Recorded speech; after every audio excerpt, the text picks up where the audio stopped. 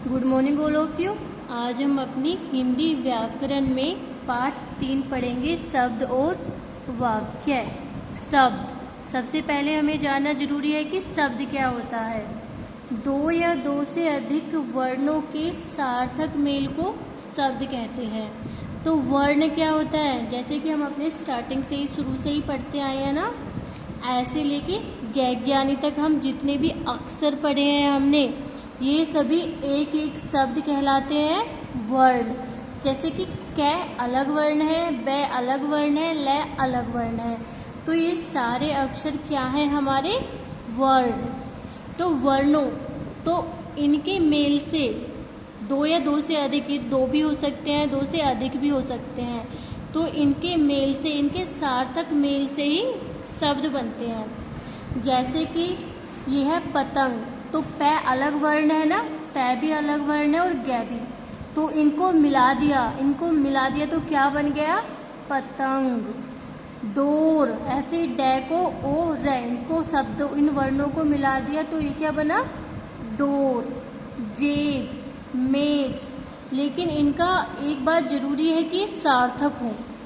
जैसे कि ये जेब लिखा हुआ है, अगर हम इसे उल्टा लिख दे बजे, तो बजे का कोई भी अर्थ नहीं होता ना, ये सार्थक नहीं है, ये निरर्थक है। इस शब्द का कोई अर्थ नहीं होता।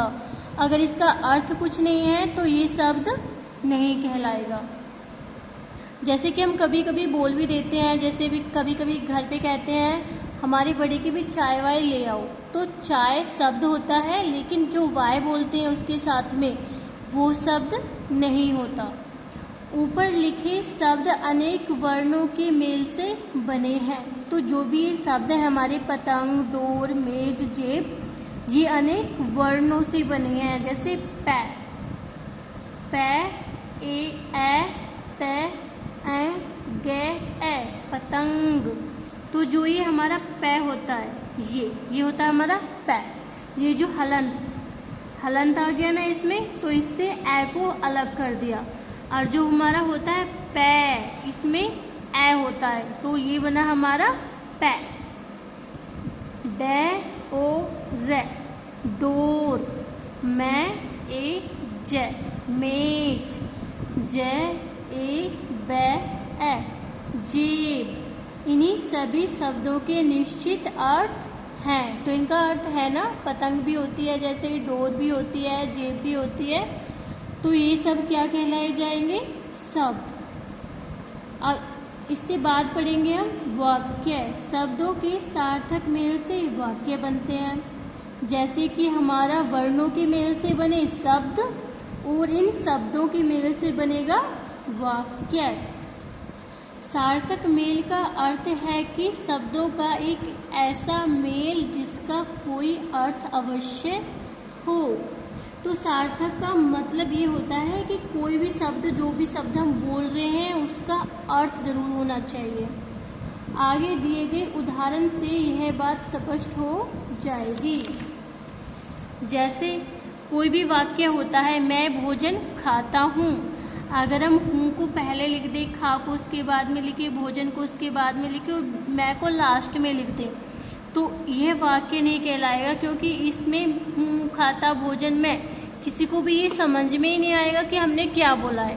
तो वाक्य में अगर हम सीधा सीधा बोलेंगे, शब्दों को उसके सही स्थान पे रख के बोलेंगे, तभी वो वाक्य कहलाएगा। मैं भोजन खाता हूँ। नीना कल बाजार गई थी, तो नीना कल बाजार गई थी। अगर हम इनके शब्दों का भी फेरबदल कर देंगे, इनके स्थान पे इन्हें उलट पलट कर देंगे, तो ये भी वाक्य नहीं कहलाएंगे। जैसे कि बाजार गई कल थी नीना। तुम कहाँ से आए हो, कोई आपसे पूछ रहा है कि तुम कहाँ से आए हो, तो शब्दों को सही स्थान पे रखेंगे, तभी तो समझ में आएगा कि वो क्या पूछ रहा है। अगर हम पूछेंगे हो, तुम, आए, से, कहाँ, तो ऐसे कुछ भी समझ में नहीं आएगा, ये वाक्य नहीं कहलाया जाएगा।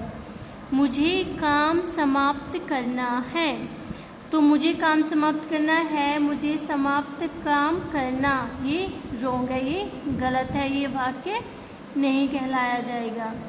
आपने समझा कि वाक्य उसे ही कहेंगे जिसका कोई अर्थ निकले। शब्दों के सार्थक मेल से शब्दों के सार्थक मेल को वाक्य कहते हैं। तो इस प्रकार हमें समझ में आता है कि वही शब्दों के अगर उन्हीं शब्दों को सही तरीके से बोला जाएगा तभी वाक्य कहलाएगा। अगर हम गलत तरीके से बोलेंगे उसे फेर बदल करके उलट पुलट करके तो वह वाक्य नहीं कहलाया जाएगा।